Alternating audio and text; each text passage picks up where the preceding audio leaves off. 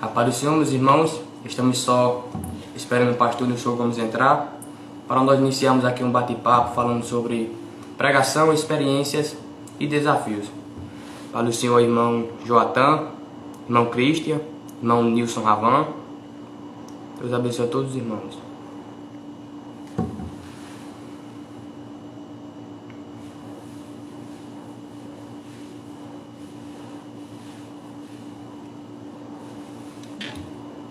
Paz do Senhor, irmão Jofran, pastor Williams.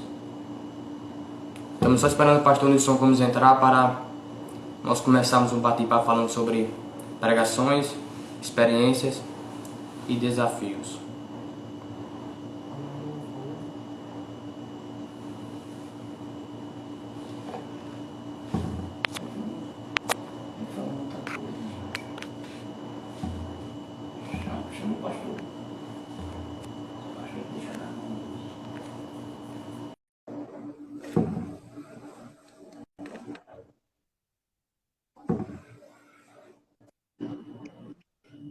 Paz do Senhor, pastor Nilson Gomes.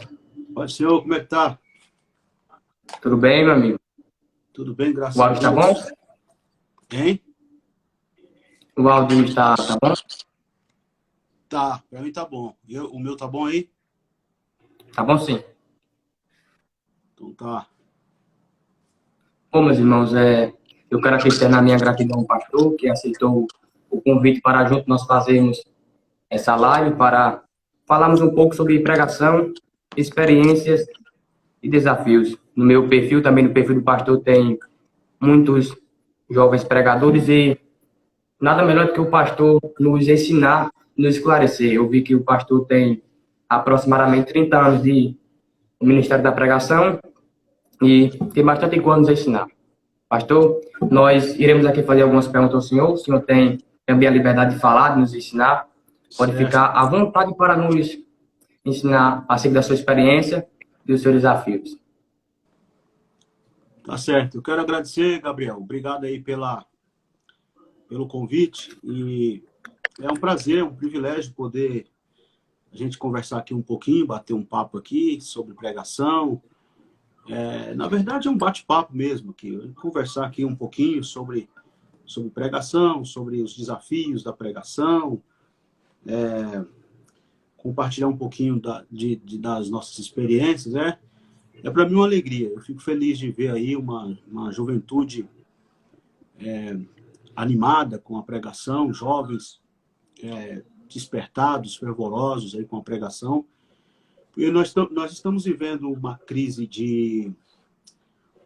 vocacional, né? Uma crise vocacional e, diga-se de passagem, uma crise vocacional não só no ambiente evangélico, mas também até no ambiente, no universo católico. Há uma reclamação de que os jovens não querem mais ir para o seminário, não querem mais, como é que eu digo, trilhar o caminho o caminho do ministério, o caminho ministerial. Isso do catolicismo. Não querem mais ser padre, não querem... Há uma crise vocacional. E no nosso ambiente evangélico também não fica por menos. Há uma grande crise vocacional.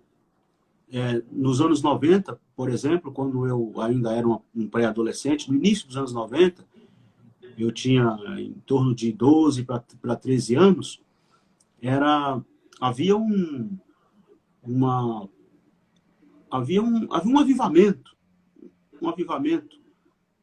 entre os jovens daquele tempo, os adolescentes, os jovens da minha faixa etária, que tudo que sonhava era com o campo missionário, com a pregação, com o púlpito, com o seminário.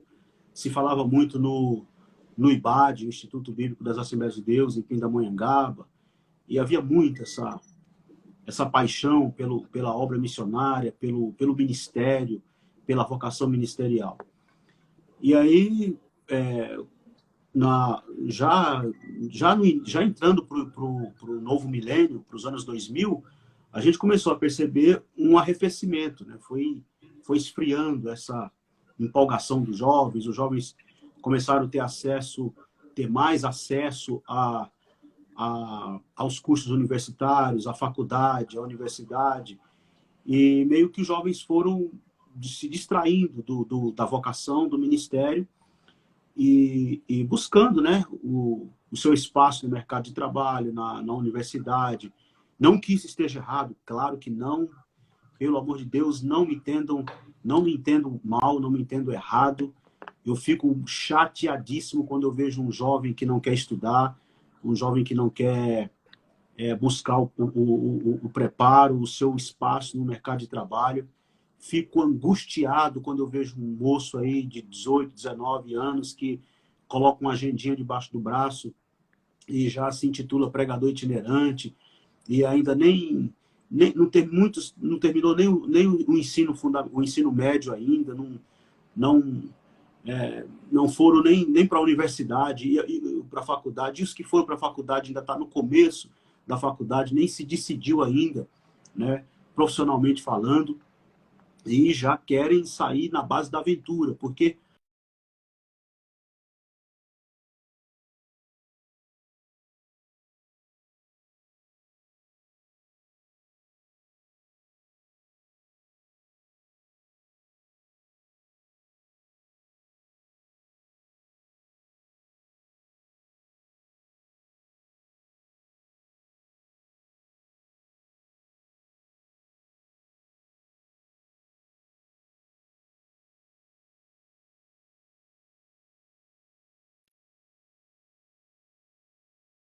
no status, na fama, no sucesso, pensando no glamour, né, que possivelmente pode estar por trás dessa suposta vocação ministerial. E isso também me entristece profundamente, isso me deixa muito entristecido. Então, quando eu me deparo com um jovem que compreende a urgência e a necessidade vocacional, e ao mesmo tempo ele se com preparo, com a formação, com ele mesmo, enquanto ser humano, enquanto pessoa, no seu crescimento, no seu desenvolvimento pessoal e profissional, eu fico feliz. Então, quero agradecer uma vez mais aqui a você, Gabriel, e a todos os jovens pregadores que nós temos nesse país, e muitos deles que estão aqui conosco, participando da live. Deus abençoe. Muito obrigado. Pastor, graças a Deus que Deus me deu a oportunidade de participar de um grupo chamado Jovens Pregadores. Até o evangelista Carlos Emael também participa. Alguns deles até estão aqui na live. E lá, nós temos aprendido bastante acerca da pregação. O pastor Carlos também tem nos instruído acerca da pregação, das experiências que ele teve no campo missionário, a experiência que ele teve com o Ministério da Pregação. E nesse grupo eu vejo que tem jovens sedentos, jovens que almejam por uma faculdade teológica, almejam por um seminário, almejam participar junto com os irmãos e aprender acerca da teologia. Muitos sonham até com a teologia pentecostal, ser teólogos pentecostais. Uma crise também que nós vemos que não tem muitos teólogos pentecostais. E eu creio e vejo que Deus está levantando uma geração compromissada com a palavra, compromissada com o estudo teológico. Eu, pela graça de Deus, faço parte, estudo no IBAD. Deus me deu e me concedeu esta oportunidade, assim como alguns irmãos também do grupo participam de outras faculdades teológicas. Tem sido uma honra participar desse grupo, onde nós temos aprendido. E, pastor, eu vi que o senhor também gosta muito da homilética. Eu vi a live que o senhor fez com o rapaz ontem, que vocês farão uma imersão acerca da homilética, da arte de pregar. E o que o senhor acha, o que o senhor julga, qual a importância da da homilética para os pregadores? A homilética é a arte da pregação, né? É a arte de pregar. Então, existem ferramentas que a própria homilética é esta ferramenta, e dentro da homilética há a disponibilização de várias outras ferramentas que são suportes, né? São auxílios para o pregador. Então, para que eu me comunique bem, para que eu seja feliz na minha proposta de transmitir uma mensagem, para que eu me conduza bem, desde a construção do sermão, desde do primeiro contato com o texto bíblico que eu me proponho a falar, até toda a construção, todo o labor teológico, hermenêutico, exegético, homilético, até a finalização e a entrega deste sermão, é imprescindível que o pregador, que o que se propõe a pregar, ele tenha esse cuidado, tenha essa preocupação, né? Mas a mensagem quem dá é Deus. Mas se o Espírito Santo quer falar, ele fala. Como Deus quer falar, ele fala. Sim, claro que fala. Deus fala de diversas formas, de diversas maneiras. A palavra de Deus nunca deixou e nunca vai deixar de ser comunicada. Em outros tempos, em situações inclusive bem específicas, Deus usou jumenta. O clássico caso lá de Números, a jumenta de Balaão, né? Tem o hino do Cícero Nogueira, um hino bem antigo do Cícero Nogueira, que diz a letra, eu vou dizer mais ou menos o que eu lembro aqui da letra do hino, é um hino que eu gosto muito. E ele é bem antigo. E aí a letra do hino diz assim: Deus entrar na cova, Deus entrar no fogo, Deus abre o mar vermelho. Deus usa menino para matar gigante quando não se tem guerreiro. Deus usa jumenta, fala com o profeta, quando não tem homens para Deus usar. Se o Senhor te manda e você não quer ir, a jumenta vai falar. Então, Deus usa de diversas maneiras. E a palavra é dele, a mensagem é dele, o Espírito Santo fala da forma que quer, do jeito que quer, através de quem quer. Agora, esta é uma consciência que eu tenho que ter. A palavra de Deus é livre e ele fala da forma que ele quer. Agora, eu, como pregador, é quem tenho que ter a consciência de que eu preciso me preparar. Eu gosto sempre de citar essa frase do Gilton Moraes, no seu livro O Clamor da Igreja. Ele diz assim: Deus é quem dá a palavra. A palavra vem do alto, é Deus quem dá a palavra. Mas o sermão não cai pronto do céu. O sermão precisa de trabalho sério, de dedicação, de labor. O pregador ele tem que se desdobrar e se debruçar em cima dos livros de pesquisa, em cima dos comentários bíblicos, em cima da Bíblia, das várias traduções de Bíblias, né? É muito interessante isso na hora de preparar o sermão, que você tem ali 2, 3, 4, todas as traduções bíblicas que você tiver.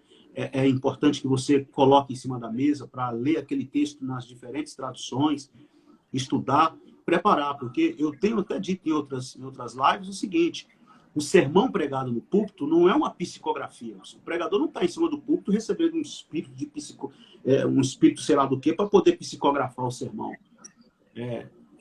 Essa coisa de psicografia acontece no espiritismo, nas sessões espíritas, você tem muito isso, né? Dentro do espiritismo você tem essa coisa da psicografia. No cristianismo, não. A palavra é quem dá o Espírito Santo, mas não é uma psicografia que você faz no púlpito.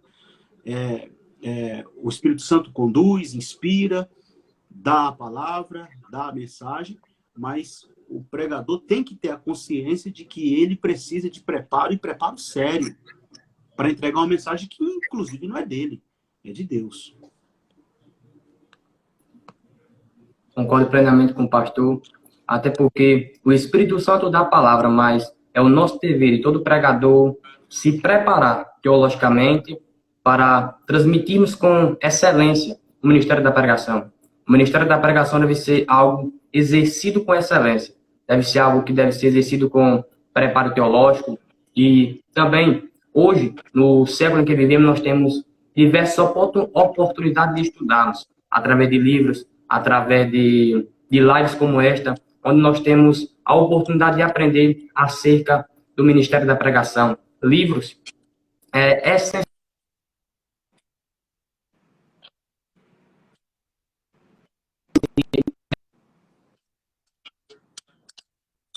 Todo pregador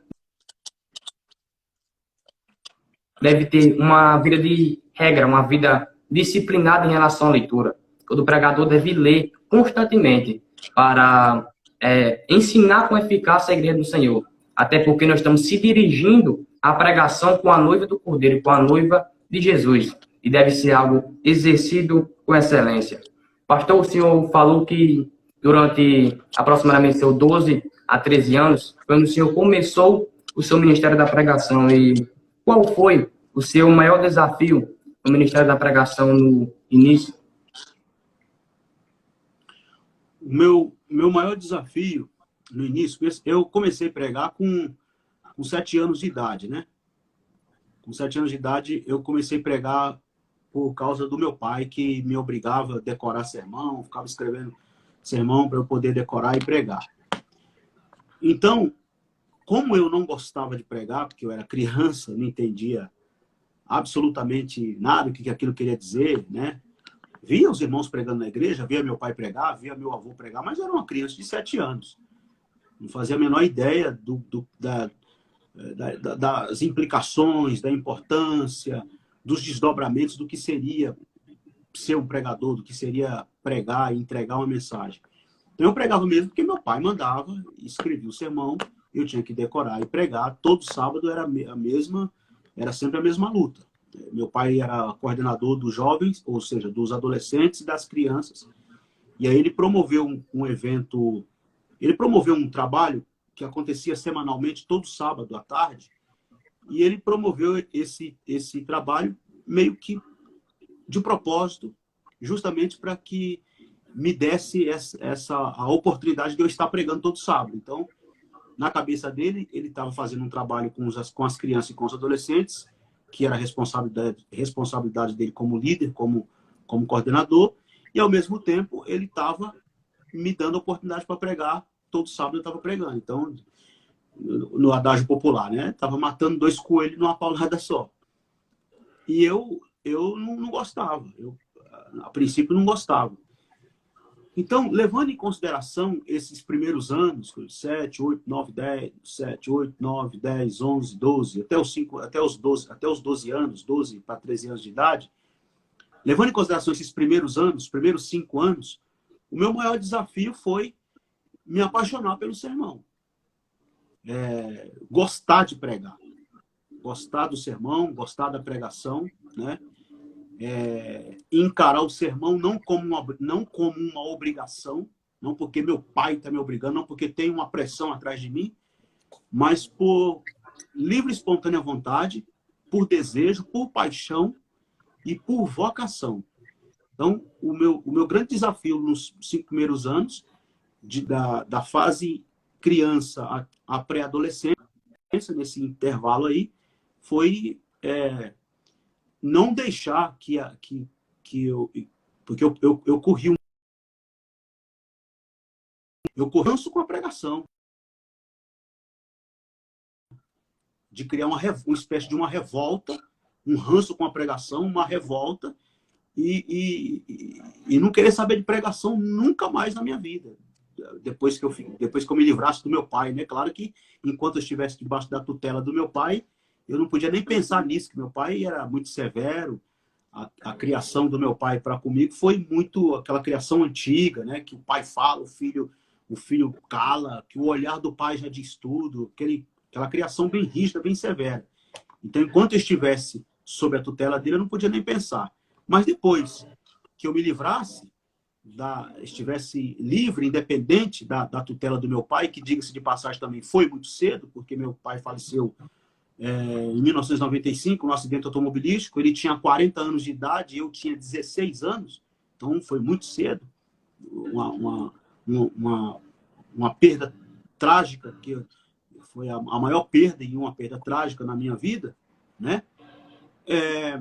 Eu tive que lutar e que vencer, porque eu fui um forte candidato para criar revolta, ranço, não querer nem saber de pregação, e muito provavelmente eu não estaria aqui falando com você nessa live.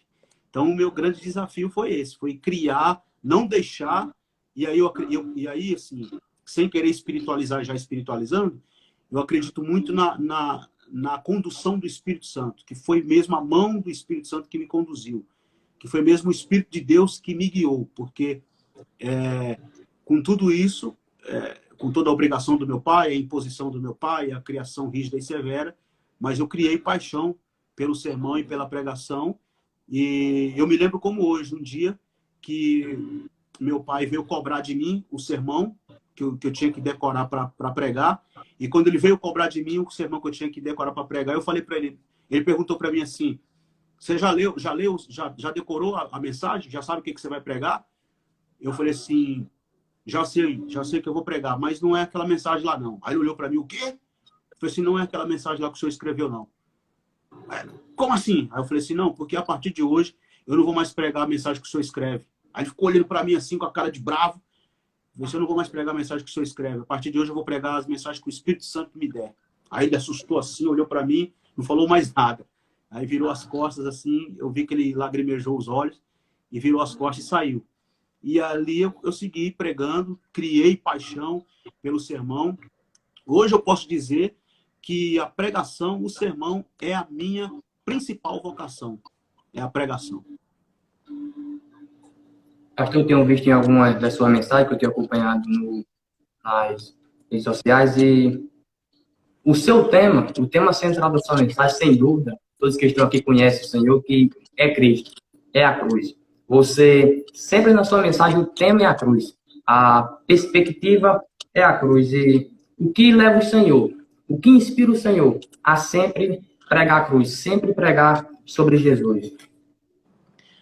Em primeiro lugar, o entendimento que eu tenho que a mensagem, o cerne da mensagem do Evangelho, o eixo da mensagem do Evangelho é Cristo.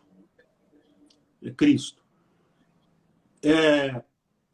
A cruz, eu tenho falado isso constantemente nas minhas mensagens, inclusive na última a última mensagem que eu preguei agora, que foi no Congresso da Almadeb, no período do Carnaval que passou agora, baseado no tema lá, que foi Romanos 8, 31 a 39, né?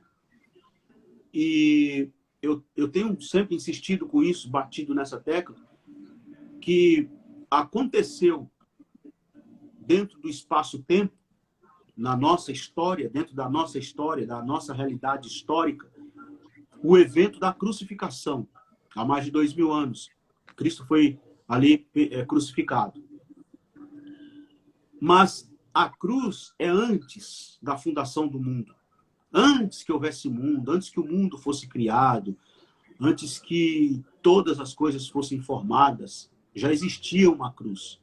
Pedro diz isso na sua carta, na sua epístola, quando ele diz que Jesus é o Cordeiro, Cristo é o Cordeiro de Deus que foi morto antes da fundação do mundo.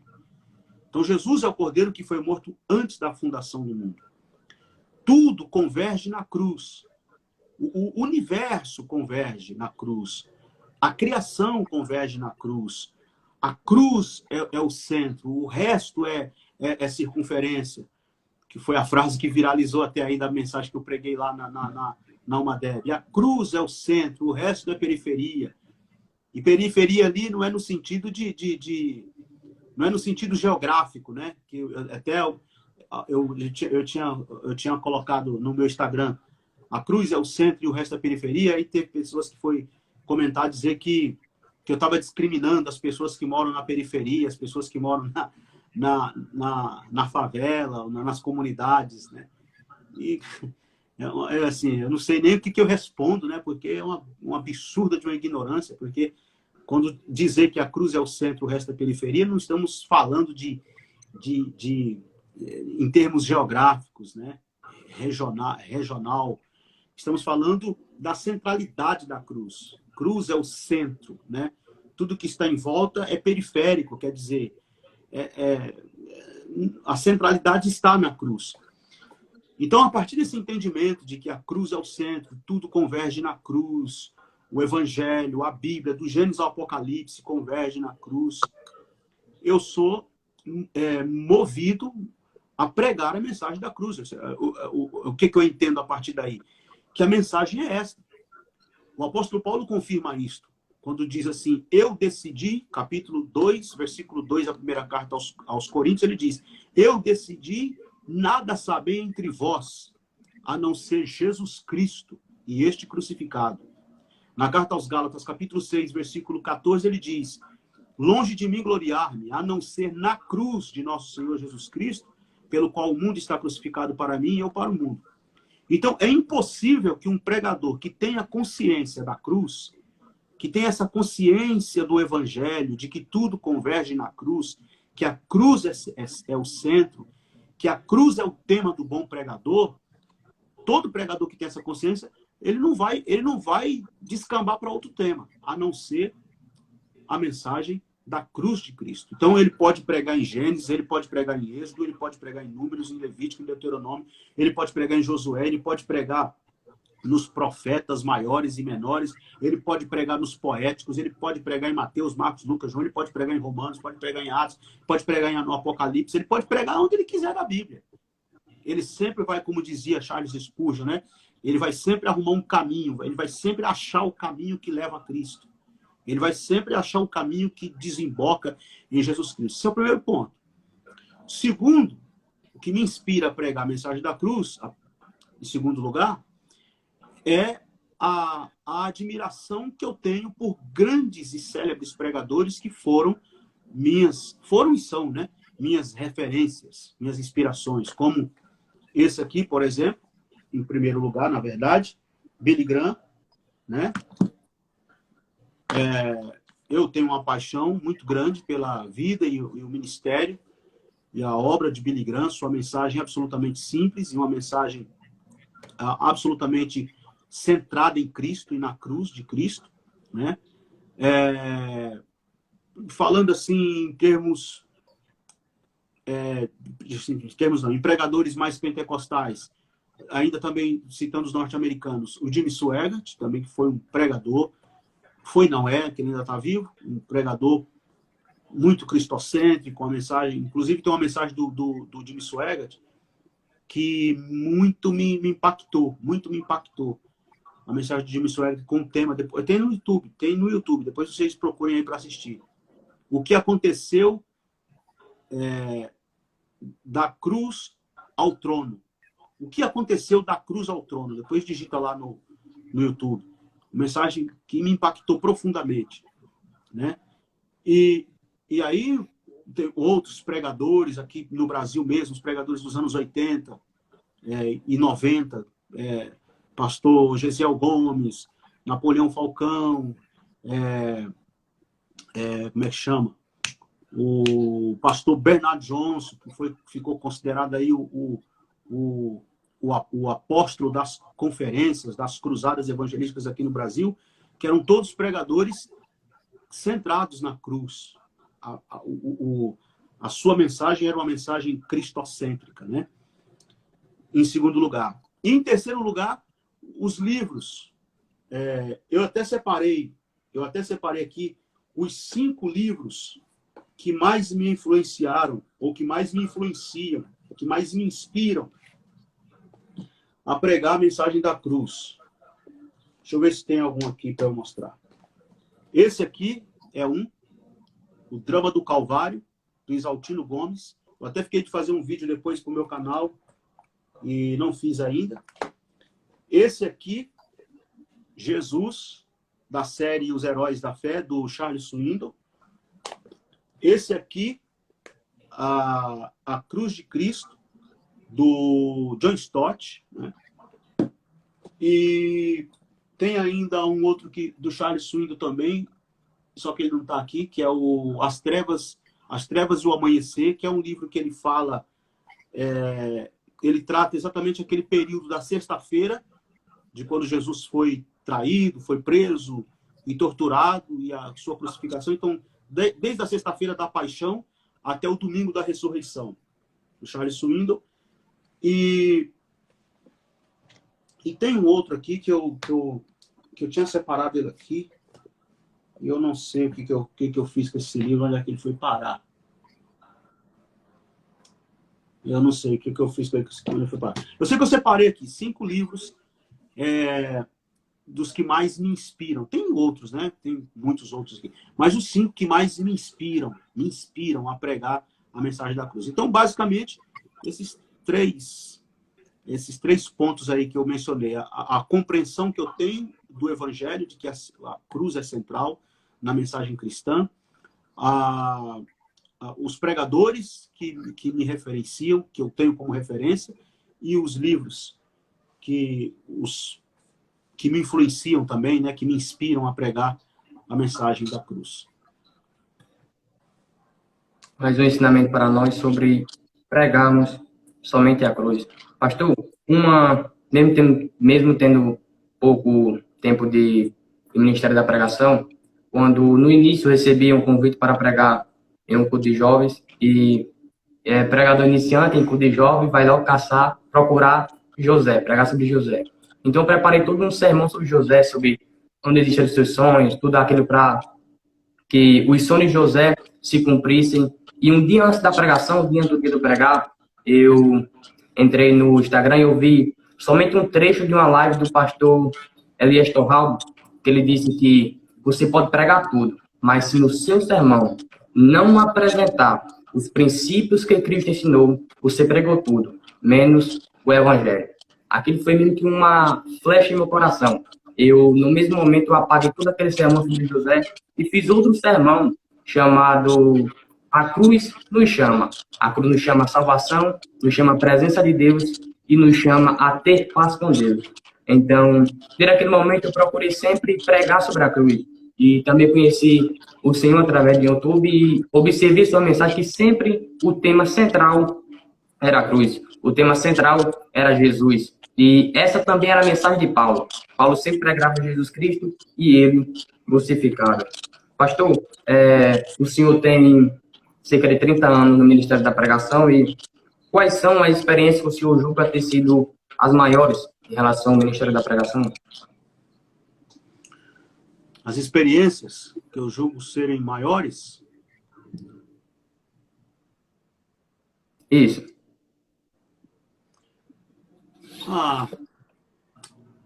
Rapaz, é complicado, porque já vivi tanta coisa, né, ao longo desses anos aí na pregação.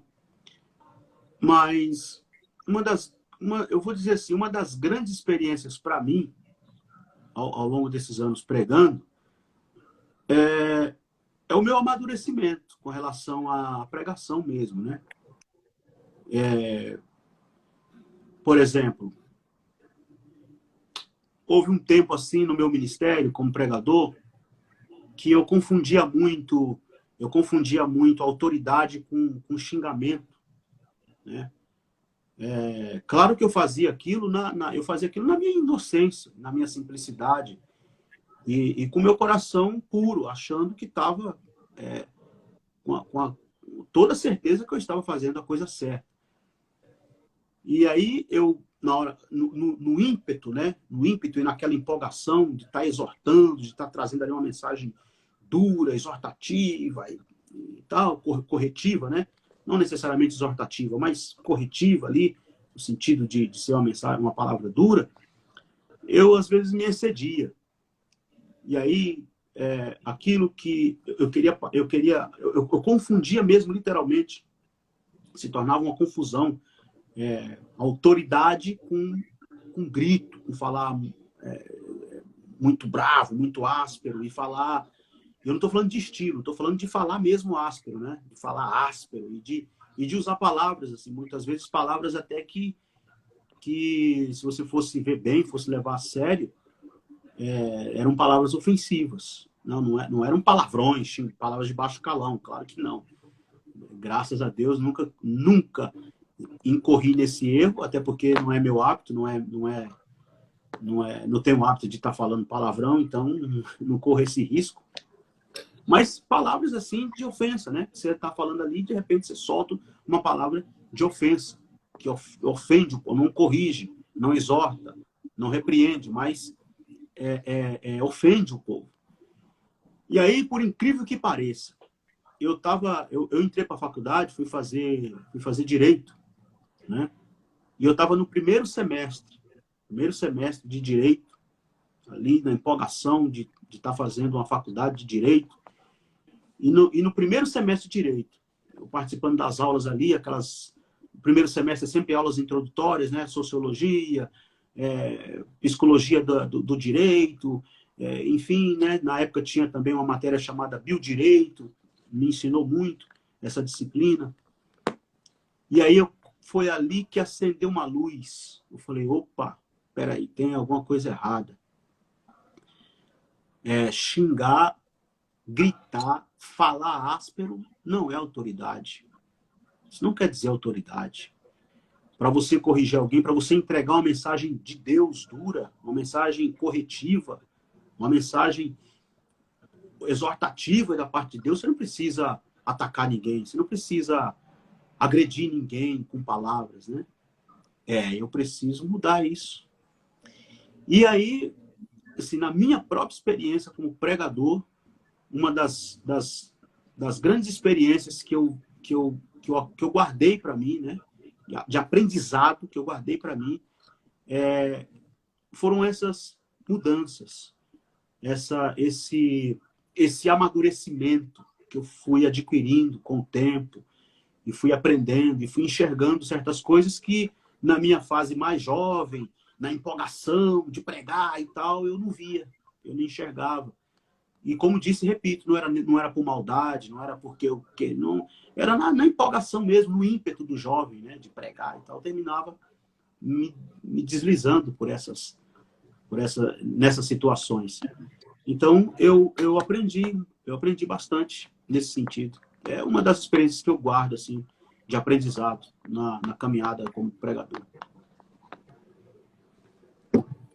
Eu quero indicar aqui um livro para os irmãos que estão na live, é o livro do pastor Carlos Emael. Pregação Cristocêntrica, uma proposta saudável para a igreja contemporânea. É o livro do meu amigo Carlos Emael. Acredito também que o pastor já tem ali também. Ele vai trazer desde o tempo de John Wesley, Charles Spurgeon, sobre a pregação o tipo de pregação que eles pregavam naquele momento. E uma das partes que mais impactou-me nesse livro foi: nós precisamos de uma nova reforma. Nós precisamos de uma reforma em relação à pregação. Então, eu indico esse livro aqui para os irmãos. Podem até mesmo, após a live, recorrer ao irmão Carlos Emael pelo direct e ele vai estar disponibilizando o livro para vocês.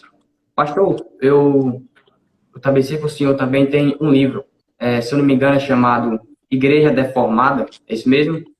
Igreja Deformada. O senhor poderia nos falar um pouquinho sobre o seu livro? Sim. Antes, deixa eu só responder aqui para o Diego, que ele está perguntando aqui se eu cheguei a me formar. E eu não formei no direito. Eu fiz 2 anos e meio, fiz a metade, né, que são 5 anos de direito para graduação, e eu fiz apenas 2 anos e meio. Me arrependo de não ter concluído, pretendo voltar para concluir, mas não cheguei a me formar no direito. Mas, enfim, o meu livro, com o título Igreja Deformada, uma análise da aguda crise do movimento evangélico brasileiro, está esgotado. Está esgotado, inclusive, até na editora. A gente está num acordo aí para ver se consegue lançar aí a segunda edição.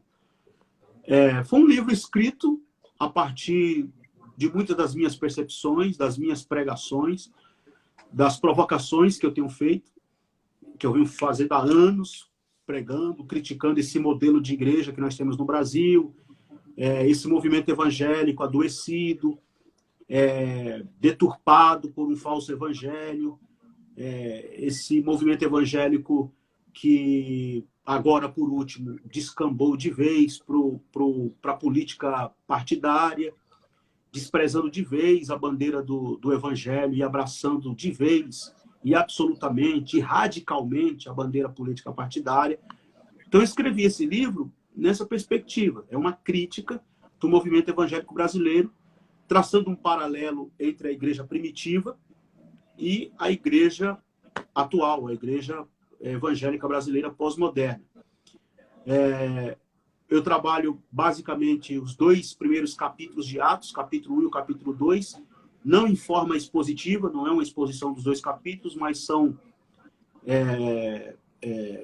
pontos desses 2 capítulos, né? Textos fundamentais desses 2 capítulos que são trabalhados, como, por exemplo, capítulo 1, versículo 1, quando Lucas está escrevendo Atos, e ele diz assim: em meu livro anterior, ó excelentíssimo Teófilo, escrevi a respeito de tudo quanto Jesus começou a fazer e a ensinar. Então eu trabalho essa questão do Teófilo, quem foi Teófilo, o que Lucas está querendo dizer. No meu livro anterior eu escrevi o que Jesus começou a fazer e a ensinar, o conceito de cristão, o que é ser igreja, o que é ser cristão. Tudo isso está ali dentro desse texto de Lucas. Depois do capítulo 8, capítulo 1, versículo 8, recebereis o poder do Espírito e ser-me-eis testemunhas, tanto em Jerusalém como em Samaria, em toda a Judéia, até os confins da terra. Capítulo 2, o evento de Pentecostes, a descida do Espírito Santo no capítulo 1, e o fenômeno pentecostal das línguas, né, que foram as línguas nativas daquela multidão que estava ali, que ouviu a pregação de forma coletiva. A igreja pregou o evangelho coletivamente e a multidão que estava ali também ouviu coletivamente das grandezas de Deus, como está lá em Atos 2 e 11. Depois, a ênfase de Pedro na ressurreição, no sermão, quando Pedro levantou para pregar, a grande ênfase de Pedro foi a ressurreição. Depois, o capítulo 2, versículo 37 ao 41, quando eu trabalho ali a questão do resgate da herança pentecostal, o que foi o movimento pentecostal nas suas primeiras décadas no Brasil, a partir de Daniel Berg, Burnaviga e Daniel Berg, o que foi o movimento pentecostal nas primeiras décadas e o que tem sido o movimento pentecostal nos dias atuais. Depois eu trabalho também a questão do capítulo 2, versículo 42, e perseveravam na doutrina dos apóstolos, tal, o segredo da igreja primitiva, o perfil de uma igreja relevante. Enfim, é traçar esse paralelo da igreja, do perfil da igreja primitiva com o perfil da igreja que nós temos hoje. Propõe um desafio de nós nos avaliarmos e rever os nossos conceitos enquanto igreja, enquanto cristãos, enquanto seguidores de Jesus, né? Fazemos essa autoanálise, e o livro termina com um apelo, né? Baseado lá no primeiro livro no primeiro livro dos Reis, lá no Antigo Testamento, quando o profeta Elias, diante dos profetas de Baal, ele convida, né, ele convida ao arrependimento, ele exorta, ele desafia ao arrependimento, né? É tempo de mudança, é tempo de conversão. Então a gente trabalha basicamente essa questão do avivamento, que a igreja precisa urgentemente de um avivamento. O Brasil está longe de viver um grande avivamento. O que está acontecendo no Brasil hoje não é avivamento. Nós nem temos um avivamento e nem temos uma igreja perseguida, como estão falando aí agora, é o tema agora do momento, né, de que a igreja está sendo perseguida e tal, por causa do fechamento dos templos. Eu já discuti isso no meu livro lá atrás. Então, se alguém falar que eu estou falando isso porque eu estou puxando sardinha para algum lado político, está absolutamente equivocado, porque eu já venho falando isso no meu livro lá atrás. A igreja, e nas minhas pregações, que está aí no YouTube, pregações de 10, 11, 12 anos atrás, eu pregando, falando que a igreja nem está vivendo um grande avivamento e nem está passando por nenhuma perseguição, coisa nenhuma. Pelo contrário, a igreja está adormecida, a igreja está estagnada, a igreja está prostituída, está adulterada, está vendida, está barateada, está negociada. E há uma urgência que nós nos reposicionamos como igreja, nos voltamos para Deus e para a sua palavra. Basicamente, o meu livro é isso. Em tese, a tese do livro é uma crítica ao movimento evangélico brasileiro. Aí eu proponho 4 leituras. o que foi a igreja no primeiro século, o que foi a igreja no século XVI, com o movimento da Reforma Protestante, o que foi a igreja no início do século XX aqui no Brasil, com o movimento pentecostal, com Gurnaving e Daniel Berg, e o que é a igreja atual, pós-moderna. Aí, voltando de novo lá, eu trabalho a ideia de que nós fomos chamados de seita, o povo do caminho, o povo andante. A igreja é tratada assim por causa do seu caráter peregrino, seu caráter andante, né? Ela não tem ela não tem um posicionamento, um posicionamento físico, né? Uma posição meramente física, de um lugar fixo onde ela está ali estabelecida. Ela é a igreja, ela é andante, ela é caminhante, por isso que é chamado de o povo do caminho, lá em Atos 9, versículo 2. Depois, fomos chamados de cristãos pela primeira vez em Atos 11, 26. Pela primeira vez, os discípulos foram chamados de cristãos. Depois, no século XVI, depois do movimento da Reforma, fomos chamados de protestantes. E 500 anos depois, no movimento evangélico brasileiro pós-moderno, do século XXI, que já não anda protestando mais nada mesmo, agora nós somos chamados de evangélicos. De modo que é moda falar que é evangélico, todo mundo é evangélico, uma palavra que ficou banal, perdeu seu sentido, perdeu seu significado. Todo mundo é evangélico, todo mundo diz que é evangélico. E aí o que você vê aí, tanto entre políticos, principalmente entre os políticos, né, para poder ganhar votos e conquistar o universo evangélico, que, diga-se de passagem, está crescendo velozmente, numericamente falando, né? E entre os artistas, as celebridades, aí todo mundo diz que é evangélico, todo mundo canta hino de crente, todo mundo... Porque vulgarizou, banalizou e perdeu o sentido do que de fato significa ser cristão. Basicamente é isso, o livro. Meus irmãos, o pastor também irá participar de uma live às 10 horas. É isso, pastor Nilson? Isso. O pastor também está fazendo uma imersão sobre homilética.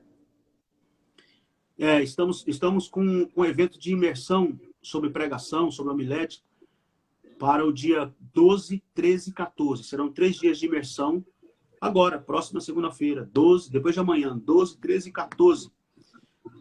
Sempre às 20 horas, o pastor André, lá de Curitiba, e eu estaremos trabalhando nesses 3 dias sobre pregação, desde a construção do sermão, do zero, né? Da construção, da elaboração do sermão, da escolha do texto, de trabalhar o texto e tal, até o falar em público, como vencer o medo de falar em público, como vencer aqueles brancos que dá, né? Você tá ali, daqui a pouco deu um branco, esqueci que eu ia falar, e no púlpito da igreja, com todo mundo olhando para você. Enfim, como enfrentar todos esses dilemas, essas tensões, esse medo de falar em público, como vencer esses medos. E nós vamos fazer esse evento de imersão com esse objetivo, de ajudar jovens pregadores, tanto jovens pregadores que estão iniciando, como pregadores já experientes, que queiram reciclar, que queiram agregar alguma coisa a mais ao seu conhecimento, ao seu cabedal de conhecimento. Então, está aí o convite para quem desejar participar. 12, 13 e 14. Só entrar aqui no bio, na bio do meu Instagram, tá lá o link para inscrição. Você clica lá, acessa o link, faz a inscrição. E nos dias 12, 13 e 14, a gente tem esse encontro marcado às 20 horas para conversar mais um pouquinho sobre pregação. Os irmãos que querem se desenvolver na homilética, na arte da pregação, aí uma oportunidade. Pastor, o senhor tem um compromisso agora às 10 horas, então, para finalizar, eu quero somente lhe fazer uma pergunta em relação a qual conselho o senhor daria para jovens como eu e outros demais que estão aqui, sobre os conselhos para jovens pregadores que estão iniciando agora em um sistema corrompido, e qual conselho o senhor nos dá? Mantenha-se firme, sempre fiéis ao Evangelho. Fiéis ao Evangelho. Nada Hoje nós estamos vendo aí uma discussão enorme sobre teologia. Ah, teologia pentecostal. Ah, teologia reformada. Ah, teologia mais não sei do quê. E aí, assim, cada um defende o seu grupo. Cada um defende. Quem é da teologia pentecostal defende de unhas e dentes. Quem é da teologia reformada defende de unhas e dentes. E assim, não que... Eu sou um pregador pentecostal. A minha base teológica está no chão pentecostal, né? Mas, para além disso, o meu compromisso é com o evangelho. Eu não posso colocar a teologia pentecostal acima do evangelho. Eu não posso colocar a teologia... Não, porque a teologia reformada é a teologia mais completa, é a teologia dos reformados, é a teologia... Irmão, eu tenho compromisso com o evangelho. Gosto de discutir teologia, gosto de ler teologia, gosto de ouvir bons teólogos, gosto de conhecer os meandros da teologia, gosto sim, né? Mas eu tenho um compromisso com o evangelho, né? E o que me deixa muito, muito chateado, muitas vezes, muito preocupado, é essa supervalorização, superexaltação da teologia em detrimento ao evangelho, né? Por exemplo, se você discorda de algum ponto teológico, tem lá um ponto teológico lá na teologia reformada que você discorda. Aí já vem o cancelamento na internet. Ah, herege, é porque você é herege, é porque você é liberal, é porque você é da teologia liberal, e não sei o quê. E não tem a ver com isso. Não tem a ver com liberalismo teológico, não tem a ver com ser herege, não tem a ver com ser apóstata. Você simplesmente discorda daquele ponto teológico. O que eu não posso abrir mão, o que eu não posso negociar, são os fundamentos, a base, os fundamentos da mensagem cristã. Por exemplo, o que é uma doutrina fundamental da mensagem cristã? Um exemplo, a ressurreição de Jesus Cristo. A ressurreição de Jesus Cristo é fundamental na pregação cristã. Você pode ser teólogo reformado, você pode ser teólogo...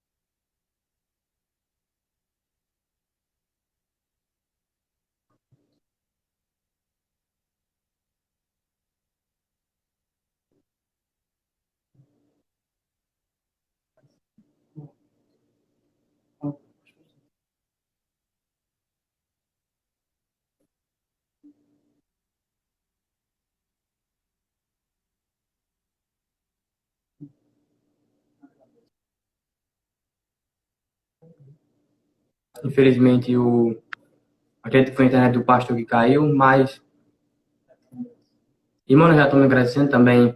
O pastor vai agora participar de uma live às 10 horas em seu canal, Wilson Gomes. Irmãos, tem a oportunidade de acessar o canal do pastor e também aprender mais com ele em relação à live e o tema que ele vai proporcionar para os irmãos. Está aqui também a minha gratidão ao pastor. Não tenho palavras para descrever a minha gratidão de ele ter aceitado o convite de participar desta live. E ficará salvo para os irmãos que quiserem assistir depois. E muito obrigado, pastor Nilson Gomes, por esta oportunidade. Amém. Que Deus abençoe todos os irmãos. A live vai ficar salva.